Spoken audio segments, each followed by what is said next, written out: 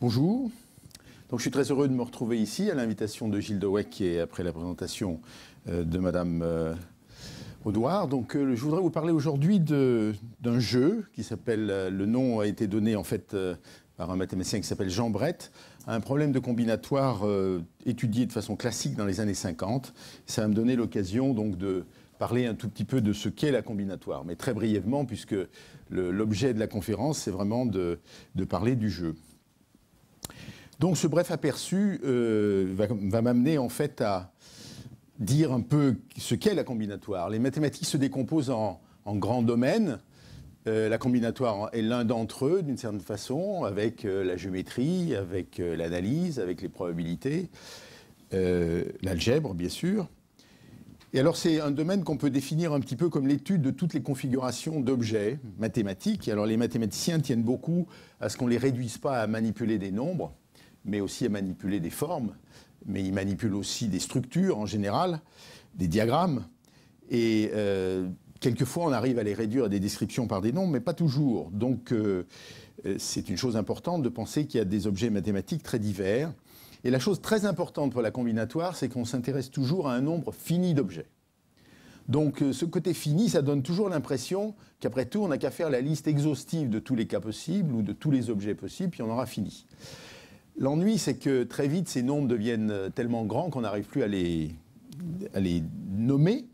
Et donc, on a envie d'avoir quand même des techniques, des méthodes, donc pour les mathématiciens, des démonstrations qui permettent de les comprendre. Donc, je voudrais juste très brièvement, parce que mon objet n'est pas ça, mais pour vous faire sentir un peu la diversité des objets qu'on peut manipuler, donner quelques exemples de structures combinatoires qui, évidemment, peuvent avoir une pertinence dans des sujets très différents.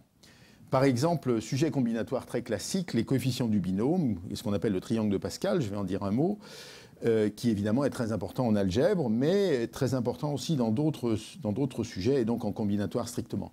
Tous les problèmes de domino sur des échiquiers, qui sont des problèmes classiques de répartition d'objets sur des structures bien définies. Un autre problème bien connu, c'est les problèmes de coloriage de cartes ou de graphes. Donc, sur le triangle de Pascal, de quoi s'agit-il? Ce triangle de Pascal commence par écrire le nombre 1 sur une ligne. C'est la deuxième ligne, je répète les nombres 1 un petit peu décalés. Vous allez voir pourquoi je fais cette disposition. Et la ligne suivante va consister systématiquement, sur chaque ligne, je vais écrire en dessous de deux nombres exactement la somme de ces nombres. Donc, je vais continuer à écrire des 1 à l'extrême. Et puis ensuite, sous le 1 et le 1, je fais la somme, ça fait 2.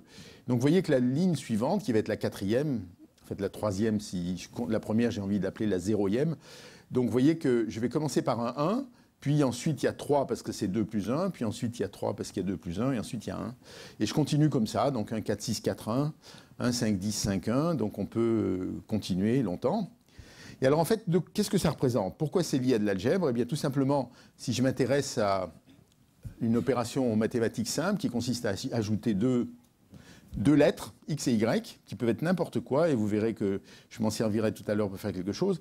Évidemment, j'y reconnais la deuxième ligne, puisque le coefficient devant le X, c'est un 1, j'ai un X, et puis le coefficient devant le Y, c'est 1, donc j'ai un Y.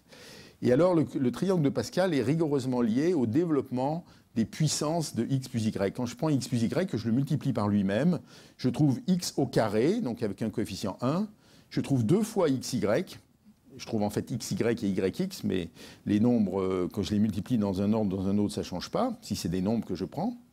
En tout cas, je vais donc autoriser mes lettres à être échangeables. Et donc, vous voyez que j'ai un 2 qui apparaît, puis un 1 devant le carré de Y. Et on continue comme ça avec le cube. On voit 1, 3, 3, 1, 1, 4, 6, 4, 1, etc. Donc, le triangle de Pascal, disons, vous donne la clé des coefficients du binôme, comme on dit, c'est-à-dire les coefficients qui apparaissent quand vous prenez la puissance, la nème ligne, si j'appelle 0, la première ligne, je l'appelle 0, enfin la ligne où il y a le 1 tout seul, je l'appelle 0. Donc la nème ligne vous donne exactement les coefficients du binôme. Mais en fait, ce triangle de Pascal est pertinent pour faire autre chose. C'est une chose intéressante qui est plus combinatoire. Si je me donne un échiquier, et puis que j'ai envie de partir du coin en bas, et j'ai envie de dénombrer tous les chemins possibles pour aller, par exemple, à la case bleue qui est là, enfin au coin bleu qui est là. Donc, vous voyez que j'ai envie d'aller au point de coordonnées 4, 3. eh bien, il faudrait que ce nombre va se trouver exactement à la 3e case de la 7e ligne. Donc, pour trouver tous les chemins possibles en suivant les bords de l'échiquier, va correspondre exactement 7, parce que j'ai fait 4 plus 3, et ensuite 3 ou 4, en fait, dans la 7e ligne, que vous preniez le 3e ou le 4e nombre, vous verrez qu'ils sont égaux. Donc voilà une autre raison de s'intéresser au triangle de Pascal, c'est qu'il vous permet de dénombrer des chemins possibles pour aller d'un point à un autre sur un échiquier. Alors je vous parlais des problèmes de l'échiquier. Donc un problème très classique sur l'échiquier consiste à dire, imaginons que j'enlève un carreau de l'échiquier, mais je pourrais enlever beaucoup plus d'autres carreaux. La question qu'on peut se poser, c'est est-il possible de le recouvrir en utilisant un domino? Alors, si vous essayez, donc j'ai pris l'échiquier où j'ai enlevé un coin, est-ce que je vais arriver à le recouvrir avec le domino? Alors, il y a une raison très très bête pour ça, pour ne pas pouvoir le faire. C'est évidemment que l'échiquier que j'ai pris, donc qui est 8 par 8, j'ai enlevé une case. Donc, évidemment, le nombre de cases que j'avais à l'origine, c'était 64. J'en ai enlevé une, il me reste 63. Le domino a 2 cases, donc sûrement je ne vais pas y arriver. Alors évidemment, on peut sophistiquer ça considérablement et on tombe sur des obstructions plus compliquées. Si j'enlève 2 cases, mon obstruction avec le fait que le nombre de cases est impair va disparaître et que je vais recouvrir avec des dominos qui sont pairs. Mais donc si j'enlève 2 cases, ça va marcher. Mais alors vous voyez bien qu'il y aura un invariant plus subtil qui va apparaître. Si la deuxième, j'ai caché ici, j'ai enlevé ici une case blanche. Si j'enlève une deuxième case blanche, eh bien sûrement je ne veux pas pouvoir couvrir avec des dominos. Pourquoi? Parce que les dominos, ils sont faits avec une case blanche, une case verte. Donc si j'enlève 2 cases blanches, j'ai un déficit de cases vertes pour arriver à mettre les dominos. Mais on peut varier ça considérablement. Le problème de coloriage de cartes, là je fais de la publicité pour un de mes amis qui s'appelle Robin Wilson, qui est un mathématicien que j'aime beaucoup. Ce n'est pas lui qui a démontré le théorème des 4 couleurs, mais il a fait un livre très pédagogique, je dois dire, sur le problème des 4 couleurs. Donc ce problème, c'est le problème suivant. Vous donnez une carte, n'importe laquelle dans le plan, et vous voulez savoir combien de couleurs minimales il vous faut pour que jamais 2 pays limitrophes aient la même couleur. Vous voulez vraiment les distinguer sur la carte. Et donc le théorème, qui était très long à démontrer, difficile, on n'a toujours pas de démonstration sans utiliser un dénombrement avec des ordinateurs, parce que le nombre de cas à regarder est absolument monumental, eh bien c'est 4 couleurs. Donc je vous mets ça juste, c'est une petite amusette de Martin Gardner qui, au moment où la démonstration n'était pas annoncée, avait annoncé que le domaine qui est écrit ici, en fait, avait besoin de 5 couleurs. Il était suffisamment compliqué pour que vérification soit difficile. En fait, il avait triché, c'est-à-dire qu'en fait, si on est astucieux, on peut se réduire à 4 couleurs. Vous voyez qu'ici, dans le dessin qu'il y a, on a l'impression qu'il faut utiliser 5 couleurs. Voilà. Le sujet de mon exposé, donc, c'est les suites de Skolem. Alors, qui est ce monsieur? Donc, Skolem est un mathématicien norvégien qui a vécu donc, de 1887 à 1963, qui est surtout connu pour ses contributions à la logique. C'est un des grands logiciens, mais il a aussi des travaux intéressants en combinatoire. Et alors, ce qui va nous intéresser, c'est en fait des suites de nombres qui ont été étudiées par Skolem, qu'on appelle les suites de Skolem, faute de mieux. Alors, de quoi s'agit-il? On se donne un nombre entier. Alors, vous allez voir que les nombres entiers qu'on va utiliser, enfin le nombre qui est vraiment intéressant, où le problème est suffisamment compliqué pour commencer à être intéressant, c'est le nombre 8. Mais enfin, on peut commencer avec 1, 2, 3, 4, etc. Et le problème qu'il se pose, donc une suite de Skolem, prenons par exemple le nombre 4, eh bien, va consister à essayer de ranger tous les nombres 1, 2, 3, 4 répétés 2 fois. Donc j'ai 1, 2, 3, 4, 1, 2, 3, 4, ça fait 8 nombres. Et je vais les ranger en satisfaisant une condition, qui est la condition de Skolem, c'est que les 2 apparitions du même nombre doivent être dans la... J'ai mis 8 nombres côte à côte, mais 8 nombres côte à côte. Je veux que les 2 apparitions du même nombre soient exactement, la distance de ces 2 apparitions soit exactement égale à la valeur du nombre. Donc vous voyez que les 2 1, il faut qu'ils soient collés l'un à l'autre. Les 2 apparitions du 2, il doit y avoir un trou entre les deux. Enfin, il doit y avoir un autre nombre entre les deux. Et puis le 3, il doit y avoir 2 nombres entre les deux. Et les 2 apparitions du 4, il doit y avoir 3 nombres entre les deux. Et alors le problème qu'on veut se poser, c'est déterminer toutes les suites de Skolem.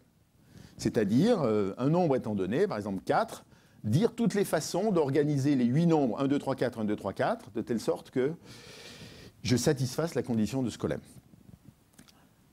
Alors en fait, la réponse à cette question, c'est-à-dire le nombre de solutions qu'on trouve, le nombre de suites de Skolem, dépend du nombre, et ça en dépend de façon intéressante. Alors commençons à explorer ça de façon bête. Si je me donne le nombre 1, il n'y a rien à dire parce que donc j'ai deux nombres arrangés qui sont le nombre 1 et le nombre 1. Ils sont côte à côte et ça satisfait la condition de Skolem. Donc là, j'ai fait une grande découverte, mais bon, pas très passionnante.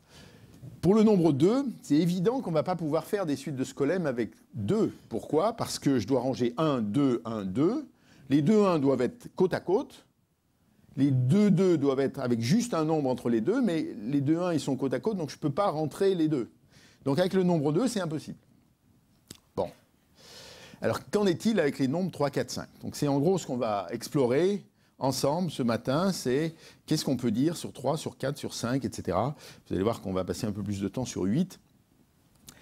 Voilà, donc pourquoi donc vous voyez ce que j'ai dit jusqu'à maintenant, c'est de la combinatoire élémentaire, pas très passionnante, un peu épuisante. Et alors en fait, le contexte dans lequel ce jeu est apparu dans mon champ de vision, c'est dans le cadre d'une expérience pédagogique assez intéressante. Et du coup, il a pris le tour d'un jeu qui était le jeu des cavaliers. Donc c'est une certaine initiative pédagogique qui a été prise en 2000 par quelqu'un qui s'appelle Max Le Guem, qui était à ce moment-là directeur de la Maison des Jeunes et de la Culture de Chilly-Mazarin. L'année 2000 était l'année mondiale des mathématiques. Et Max a eu l'idée de dire que c'était une bonne occasion de faire découvrir les mathématiques, à des élèves d'une école primaire et de façon assez inhabituelle. Donc il s'est retourné vers un de nos complices, qui est Jean Brett, qui est un des mathématiciens en charge des mathématiques au Palais de la Découverte, et qui donc a proposé comme jeu d'explorer les suites de Skolem, mais sous la forme de ce qu'il appelait le jeu des cavaliers, et je vais vous expliquer pourquoi on peut penser à ça comme un jeu des cavaliers. Et en fait, deux professeurs d'une école primaire qui s'appelle l'école du château de Chilly-Mazarin se sont portés volontaires, la directrice de cette école, Valérie Bouge, et Olivier Henriot, et qui donc pendant 2 années ont exploré ce jeu, en gros une demi-journée par semaine avec leur classe, en mélangeant les deux classes. Donc on a fonctionné avec des classes de CE2, CM1, CM2, qui ont donc exploré le jeu. Et alors, donc ces années d'exploration ont été assez passionnantes, je dois dire.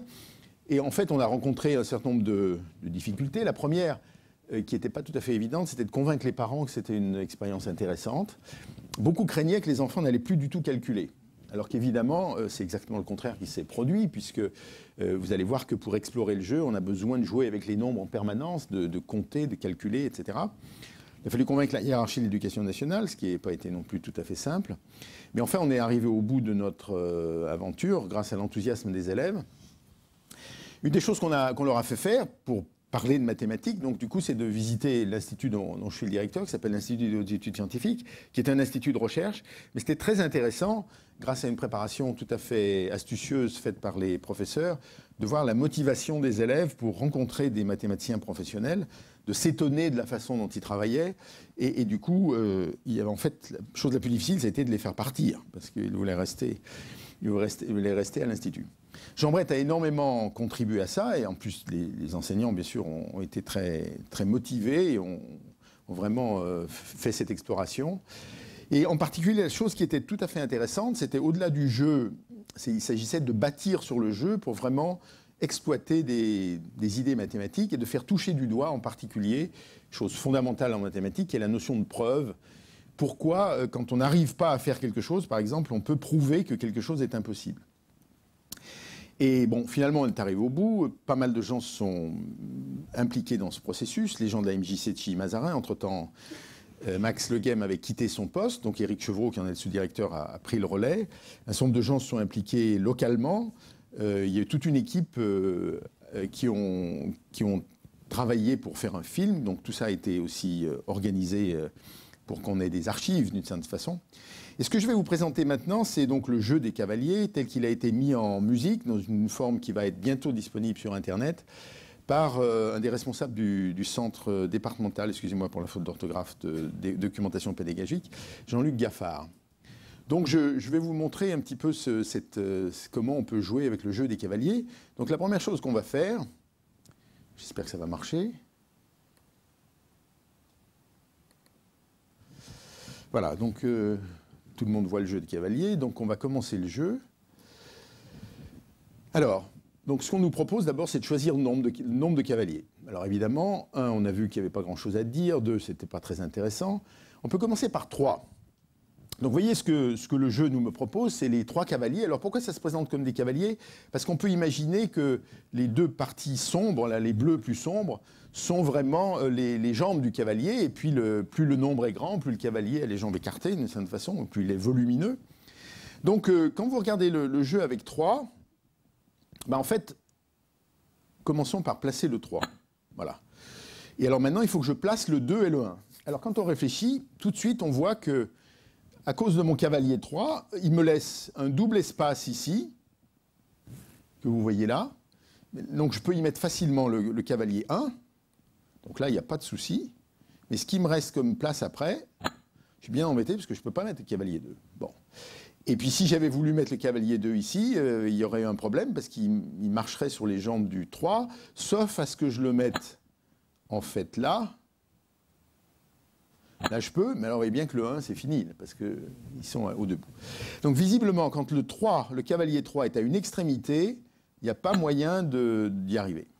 Et quelle est la seule autre position du cavalier 3? C'est d'être la case à côté. Parce que vous voyez bien que si j'avais mis le cavalier à l'autre bout, je veux dire, installer les cavaliers en regardant par la gauche ou en regardant par la droite, c'est la même chose. Donc, finalement, quand je regarde le nombre de cas possibles pour ce jeu de cavalier avec 3 cavaliers, en fait, la seule autre configuration, à part le cavalier 3 à une extrémité, c'est de le mettre au milieu.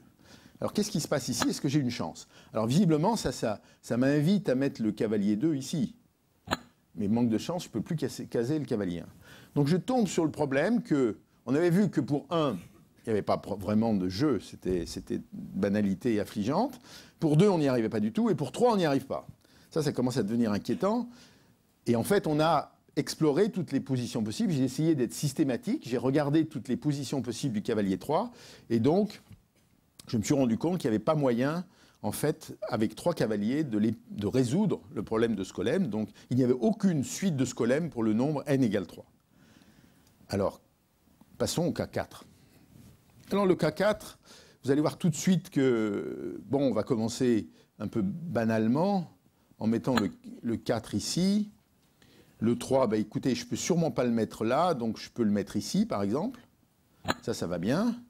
Le cavalier 2, bah, j'ai une place qui se présente naturellement, qui est de le mettre là. Là, ça marche toujours. Oui, le petit logiciel, il a l'avantage que si je ne veux pas le mettre où il faut, et s'il y en a 2 qui sont au même endroit, il crie. Là, il crie encore. Il crie toujours. Par contre, là, j'ai une place merveilleuse pour mettre le 1. Et là, du coup, j'ai trouvé une solution du jeu des cavaliers. Pour 4. Alors, en fait, quand on travaille un petit peu plus, en fait, on peut trouver plein d'autres solutions. Alors, essayons de recommencer, donc de renlever nos cavaliers. Donc, peut-être, voilà. Excusez-moi, je vais enlever donc les autres cavaliers. On va essayer de... Laissons le 4 à une extrémité. Après tout, ça a eu l'air de permettre de faire des choses.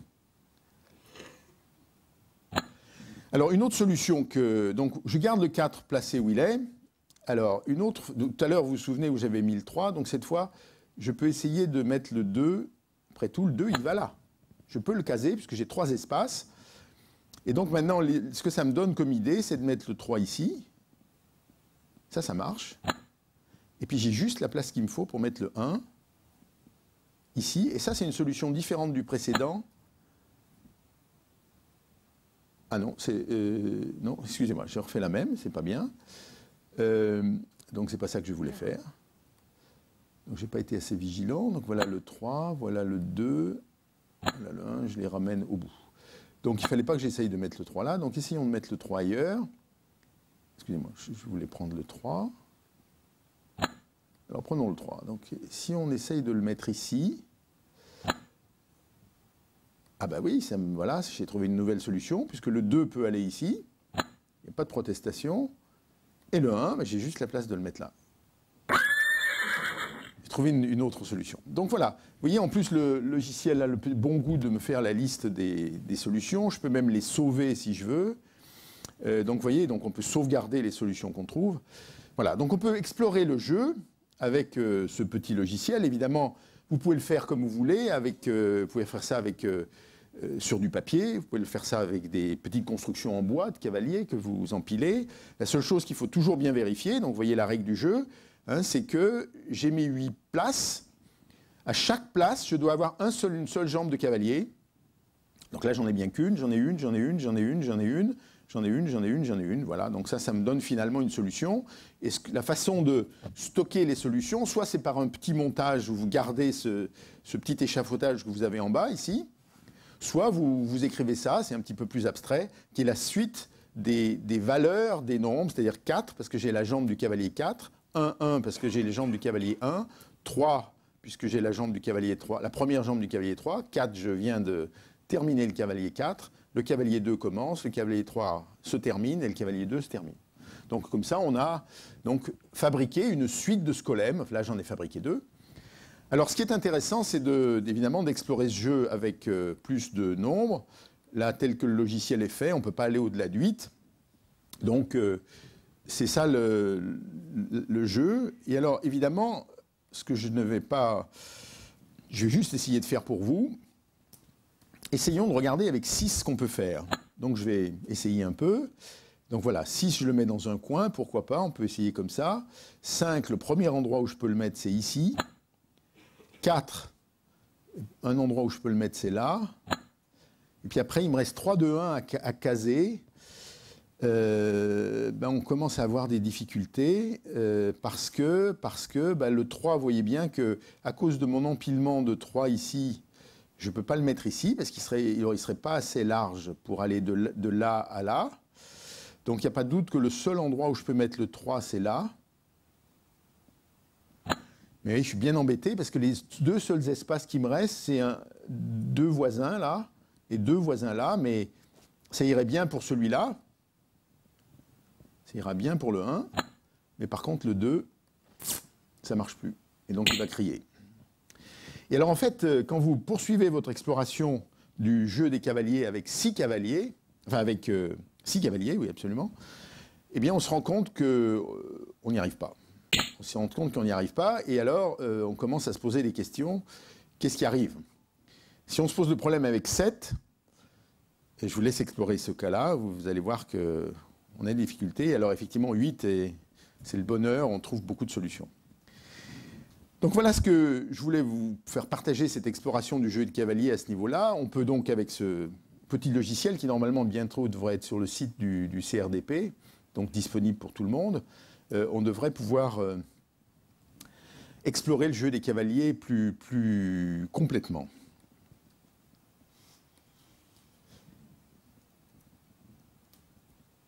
Donc c'est ce que je venais de vous dire. Et donc je vous donne quand même un peu sur les solutions. Donc le jeu de cavalier à 4, en fait, le nombre de solutions est exactement égal à 6. Pour 5 solutions, je vous laisse chercher. Donc c'est mon petit quiz de trouver le nombre total de suites de scolèmes avec 5 cavaliers. Je saute à 8, parce que vous avez vu que 6, on a rencontré de difficultés. J'ai peut-être pas été bien malin, donc peut-être je m'y suis mal pris. Enfin, je vous donne le nombre de solutions avec 8, ce qui fait quand même que vous avez beaucoup de chances d'en trouver. Il y en a 504. Et puis avec 12, il y en a 455 936. Donc là, il y a vraiment de l'espace pour trouver des solutions. Mais la chose très intéressante, et c'était pour ça que Jean Brett avait choisi ce jeu pour faire explorer par les enfants, c'est en fait qu'il y a un théorème de Scolem qui remonte dans les années 50, qui vous dit qu'il n'y a aucune suite de Scolem, donc aucune solution, lorsque le reste de la division du nombre n par 4 est 2 ou 3. Donc en fait, on avait vu que pour 2, il n'y avait pas moyen. On a montré que pour 3, on a vraiment démontré que pour 3, il n'y avait pas moyen. Mais ce n'est pas simplement pour 2 et pour 3 qu'il n'y a pas de solution.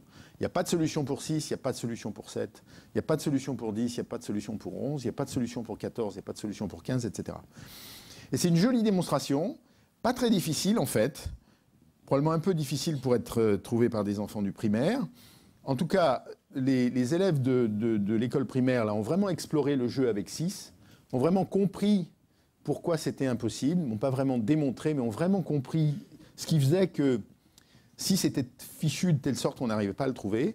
Mais en tout cas, la démonstration écrite formellement, comme un petit morceau de mathématiques, est parfaitement exposable, je ne dis pas forcément découvrable, par des enfants, par des adolescents de 4e ou 3e, puisque les mathématiques qui sont impliquées dedans sont des mathématiques tout à fait élémentaire. Ça suppose de réfléchir un petit peu sur la fameuse contrainte qu'on a mise.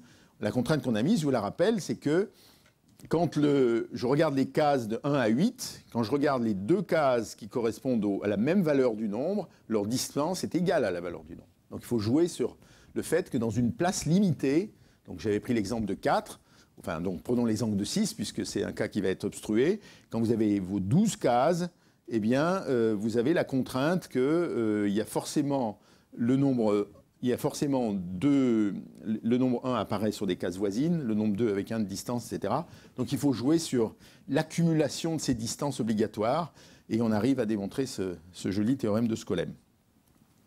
Voilà, donc pourquoi je vais revenir au jeu dans un moment, mais je voulais faire une petite digression pour la raison suivante, c'est que depuis le début, Max Le Guem avait l'idée que cette exploration pour les enfants devait être aussi l'occasion pour eux de perpétuer cette expérience et en particulier de se tourner vers l'extérieur de l'école. Et en particulier, donc l'idée de Max était de perpétuer ce jeu, et il pensait que ce jeu était une bonne occasion, sous la forme d'une sculpture. Donc il avait envie qu'il y ait en même temps une exploration artistique faite par les enfants d'une sculpture. Donc c'est là qu'on est tombé sur un programme que vous ne connaissez peut-être pas, que j'ai découvert moi-même à cette occasion, qui s'appelle le programme des nouveaux commanditaires, qui est un programme de la Fondation de France, qui est un programme qui est une idée superbe, je dois dire, qui est de donner la possibilité à de simples citoyens de commanditer une œuvre d'art. Donc, il y a déjà eu pas mal de réalisations de toutes sortes, qui toutes les fois sont sur le même schéma, c'est-à-dire que la Fondation de France, une fois qu'elle est convaincue que le projet vaut la peine, elle nomme un médiateur professionnel du milieu de l'art, donc qui est généralement une personne qui est critique d'art ou qui est, disons, commissaire d'exposition, enfin des gens qui connaissent le milieu artistique très bien, qui vient rencontrer les commanditaires, donc ceux qui veulent faire une œuvre d'art. Et donc, pour nous, pour ce projet, la personne qui était notre correspondante est Marie Lindman, qui est une critique d'art suédoise, enfin commissaire d'exposition suédoise, artiste elle-même, et qui donc, si le processus a démarré, c'est qu'on a convaincu la Fondation de France que c'était intéressant sur ce projet bâti, donc le cahier des charges, qui a été fait donc, par les enfants. Et donc, ce que Marie Lindman a proposé, c'est de proposer une artiste américaine qui s'appelle Jessica Stockholder, de réfléchir à ce projet, de voir si elle était intéressée à faire une proposition pour une œuvre. Donc, vous voyez, l'idée est très simple, c'est que l'œuvre d'art n'est pas faite par les citoyens, mais elle est faite par un artiste, ou une artiste en l'occurrence, à qui on passe une commande. Donc, il faut avoir un cahier des charges. Et... Donc, c'est moi qui ai eu l'honneur de porter ce cahier des charges en 2001 à Yale, puisque c'est là que Jessica Stockholder est en fait professeure à l'université de Yale. Donc je suis allé avec le cahier des charges écrit par les enfants de Chili Mazarin. Donc je vous dis quelques mots sur Jessica. Elle va être là à Paris la semaine prochaine d'ailleurs. Elle est née à Seattle en 1959, elle vit à Vancouver. Elle a été étudiante à Yale, maintenant elle est professeure de sculpture dans cette université américaine. Elle a fait de nombreuses expositions dans diverses villes du monde. Une première exposition à Paris, en 1995, si vous êtes intéressé par son œuvre, voilà une référence sur son œuvre. Donc, Jessica Stockholder, voilà une de ses œuvres qui a été exposée à Toronto, je crois c'est là. Ça, c'est une des œuvres qui a été exposée à la galerie Nathalie Obaldia. Et alors voilà le projet qu'elle a proposé. J'espère que vous le voyez à peu près. Donc, qu'est-ce qu'elle a fait ? Son idée a été, mais je vais vous faire voir comment on peut la mettre en œuvre, a été de partir d'un damier, enfin d'un échiquier si vous voulez, en prenant le nombre n égale 8. Et donc il y a deux parties en fait dans la sculpture, comme on va le voir. Il y a une partie fixe, là donc c'est la vue de dessus de la sculpture, qui est assez monumentale. Elle fait à peu près 10 mètres sur 10 mètres, enfin dans le projet, puisqu'elle n'est pas encore construite. Il y a une partie mobile qui est le coin en bas à gauche, sur lequel je reviendrai, je vous ferai voir des dessins. Et ensuite il y a la partie fixe. Donc sur la partie fixe, qu'est-ce qu'elle a organisé ? Elle a organisé des objets qui ont tous une taille carrée, mais elle ne les a pas réalisés de façon carrée nécessairement. Vous voyez bien qu'il y a un objet qui a un de côté et qui est un cylindre, mais il y a aussi un très gros cylindre qui doit faire, si je me souviens bien, 6 de côté, ou peut-être même 7. Ensuite, il y a des objets qui ont, en tout cas, quel que soit le côté où on les regarde, ils occupent un espace qui est le même dans les deux directions, et elle les a positionnés de telle sorte que si vous à l'endroit de l'échiquier où un objet commence, si vous mettez sa taille, ça vous donne une suite de scolèmes dans une direction et une suite de scolèmes dans l'autre. Donc d'une certaine façon, sa sculpture est la matérialisation de deux solutions du jeu des cavaliers pour le nombre n égale 8. Et donc c'est ça qu'elle a arrangé. Donc voilà une vue perspective. Donc il y a un architecte qui est chargé de transformer ça en une vraie sculpture, enfin donc l'installer dans un paysage. Donc voilà une vue de la sculpture, donc avec les cavaliers, vous voyez les fameux cavaliers dedans, qui eux sont dans des glissières où ils peuvent bouger. Donc ça veut dire que la partie que vous voyez tout à fait au premier plan est une partie qui vous permet de jouer au jeu des cavaliers. C'est-à-dire que vous déplacez vos cavaliers, évidemment vous devez vérifier la règle qu'à chaque démarrage d'un cavalier, il n'y en a pas un autre qui démarre. C'est-à-dire qu'à chaque changement de couleur, vous devez avoir un et un seul cavalier qui commence ou qui finit. Donc je vous donne d'autres vues de la même sculpture. Donc elle va être installée en fait dans le parc de l'IHS. À l'origine, on pensait qu'on l'installerait à Chimay-Mazarin. Diverses raisons finalement, c'est l'IHS qui récupère la sculpture. Et pour nous, elle va être mise dans un endroit où le public pourra la voir de l'extérieur. Et évidemment, nous pourrons recevoir des enfants qui pourront venir jouer avec le jeu des cavaliers, puisque cette expérience continue comme une expérience pédagogique dans un certain nombre d'autres écoles. Actuellement, les écoles de Bure-sur-Yvette sont en train d'avoir un groupe qui travaille sur ce sujet. Donc voilà une autre vue du jeu des cavaliers.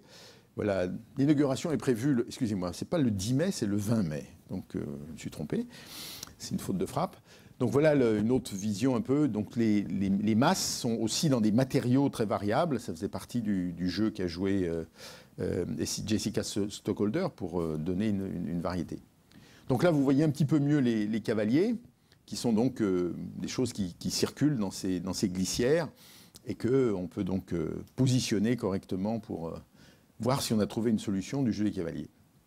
Alors, cette construction coûte de l'argent. Donc la Fondation de France, évidemment, était un partenaire essentiel pour faire ça, mais aussi le Conseil général de l'Essonne, le Conseil régional d'Île-de-France, la communauté d'agglomération du plateau de Saclay, la Direction régionale de la recherche et de la technologie, la Fondation EDF et les ciments Lafarge, puisqu'ils ont accepté de, en gros, fournir le béton, qui est un béton dont on a besoin qu'il soit de qualité. On n'a pas envie que ça se dégrade, et en particulier, on a envie qu'il soit coloré dans la masse pour qu'on ne veut pas mettre de la peinture sur la sculpture. Alors pour avancer dans le jeu, je voudrais vous présenter quelques généralisations. Donc ce que je vous ai présenté, c'est le jeu des cavaliers tel qu'il a été exploré par les enfants de Chimay-Mazarin, mais il y a d'autres variantes qui ont été examinées par les mathématiciens depuis longtemps. Alors d'abord, dans les suites de scolèmes, après tout, le 0 a été inventé, donc vous avez vu que les nombres, on les prenait de 1 à n. Mais après tout, on pourrait commencer par 0. Alors évidemment, 0, lui, ce sera le nombre qui occupera une place et une seule place, puisque la deuxième jambe du cavalier 0, il faut qu'elle soit 0, donc elle doit être au même endroit. Donc ça veut dire que, au lieu d'avoir, quand vous regardez les suites de scolèmes étendues, si vous prenez le nombre n, le nombre de places qu'il faut considérer, c'est donc 2n, le double du nombre, plus 1, puisqu'il y a la place du 0. Et alors là, la chose étonnante et intéressante sur le plan mathématique, c'est que si vous vous intéressez aux suites de scolèmes étendues, vous vous souvenez que les suites de scolèmes, le jeu des cavaliers, il n'y a pas de solution, on ne peut pas arriver à arranger les cavaliers si le nombre que vous considérez est un nombre dont le reste de la division par 4 est 2 ou 3. Et bien quand vous prenez les suites de scolèmes étendues, cette impossibilité disparaît. Donc dès que vous autorisez une place vide, vous allez caser le 0, eh bien à ce moment-là, vous pouvez toujours trouver, quel que soit le nombre n, des solutions. Donc ça, c'est intéressant. Alors, il y a des suites de scolèmes étendues dites pointées, parce qu'elles ont, pour des raisons combinatoires, un intérêt particulier. Qu'est-ce que ça veut dire? Ça veut dire que le seul endroit où vous autorisez d'avoir un trou, c'est la deuxième place. C'est-à-dire que vous avez votre suite de 2n plus un nombre. Le dernier doit être un nombre qui n'est pas 0, mais l'avant-dernier est forcément le 0. Là, c'est intéressant, et on retrouve de nouveau qu'on ne peut pas trouver de solution des suites de scolèmes étendues pointées pour certains nombres. Et encore une fois, c'est le reste de la division par 4 qui donne la solution, mais ce n'est pas la même chose que pour les suites de scolèmes. Et alors moi, une chose qui m'a intéressé, en partie parce que j'avais envie de fabriquer un petit jeu pour jouer, qu'on puisse distribuer facilement, c'est celui sur les suites construites sur un cycle élémentaire. Alors on peut le faire plus généralement sur des graphes plus compliqués, mais le graphe le plus simple qui se ferme sur lui-même, c'est évidemment de prendre un cercle avec des points sur le cercle. Donc je vous propose de jouer un petit peu avec un jeu des cavaliers modifié. Donc vous voyez que je m'intéresse au nombre n égale 5. Donc le nombre de points que je dois, enfin le nombre de positions possibles, c'est 10. 1, 2, 3, 4, 5, 6, 7, 8, 9, 10. Oubliez le centre n'est pas important, c'est juste que... Et alors je vais essayer de mettre des cavaliers. Donc pour moi les cavaliers, vous voyez que... Pourquoi l'intérêt du jeu circulaire? Ben, vous pouvez imaginer que c'est une petite planchette dans laquelle vous avez tracé un cercle et vous avez disposé régulièrement, là j'ai disposé régulièrement 10 trous, et puis ensuite vous allez embrocher des cavaliers. L'avantage de l'avoir mis sur un cercle, c'est que brusquement les cavaliers ne vont pas se marcher sur les pieds. L'ennui de les mettre sur une tige, c'est que les cavaliers, a priori, quand vous en avez mis un, vous ne pouvez pas mettre l'autre dessus, etc. Alors vous pouvez faire des déformations de ça. Donc essayons avec 5.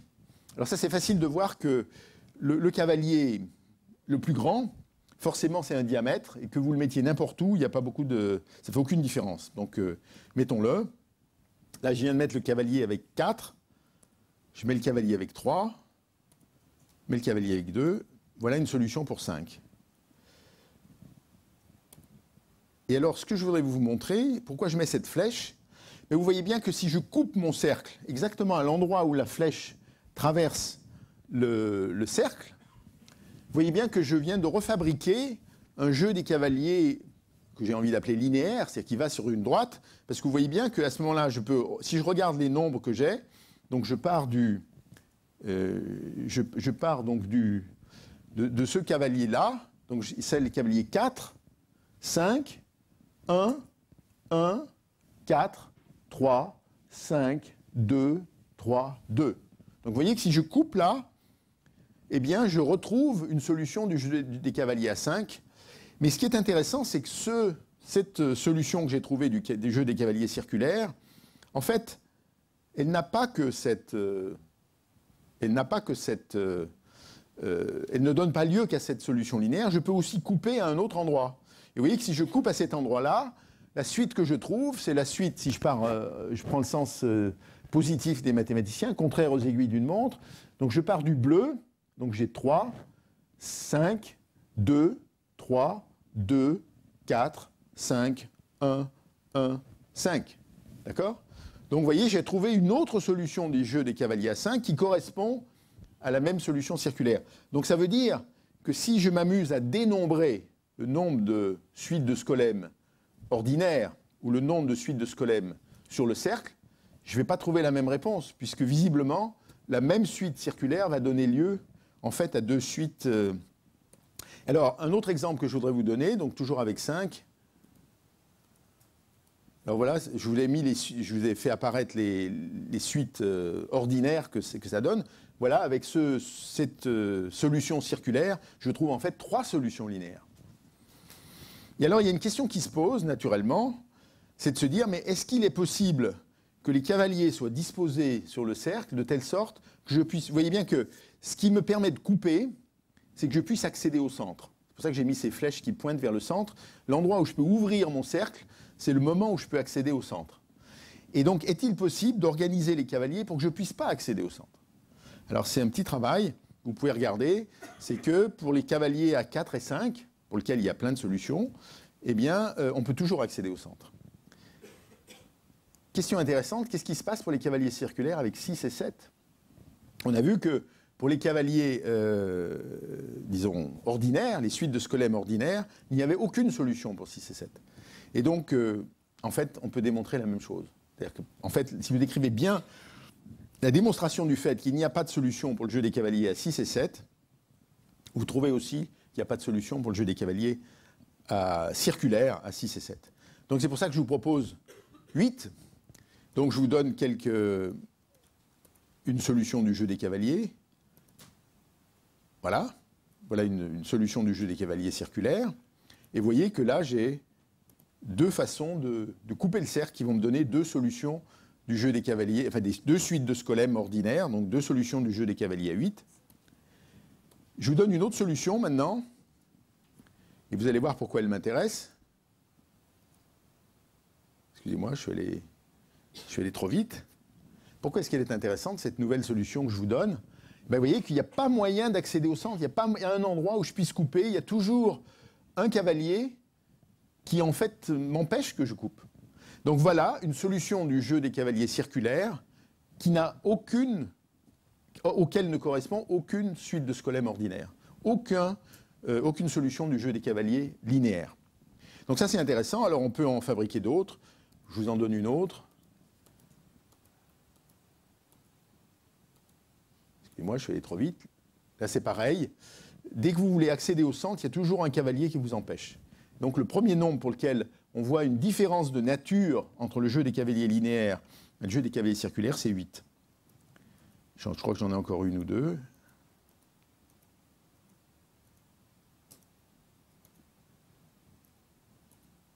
Voilà, donc ça c'est encore une pour laquelle je ne peux pas accéder au centre. Merci beaucoup.